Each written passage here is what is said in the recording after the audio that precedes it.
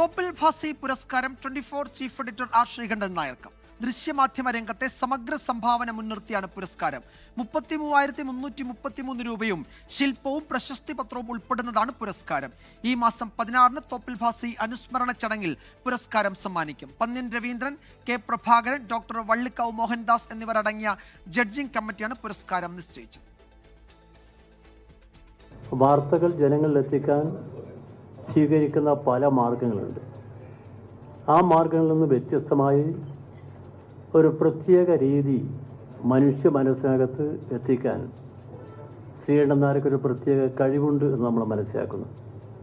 അതുകൊണ്ട് അദ്ദേഹത്തിൻ്റെ ആ കഴിവിനെ ഏറ്റവും പ്രധാനമായി നമ്മൾ കണക്കിലെടുത്തുകൊണ്ട് ഈ വർഷത്തെ ദൃശ്യ മാധ്യമ അവാർഡ് ശ്രീകണ്ഠൻ നായർക്ക് നൽകുവാൻ ഞങ്ങൾ തീരുമാനിച്ചിരിക്കുന്ന വിവരം സന്തോഷത്തോടെ അറിയിക്കുന്നു. ലോകത്തെവിടെയായാലും ഏത് സമയത്തും 24 വാർത്തകളും ഓഗ്മെന്റഡ് റിയാലിറ്റി പാക്കേജുകളും എക്സ്പ്ലെയിനറുകളും വിശദമായി കാണാൻ ഞങ്ങളുടെ യൂട്യൂബ് ചാനൽ നിങ്ങൾക്ക് സബ്സ്ക്രൈബ് ചെയ്യാം.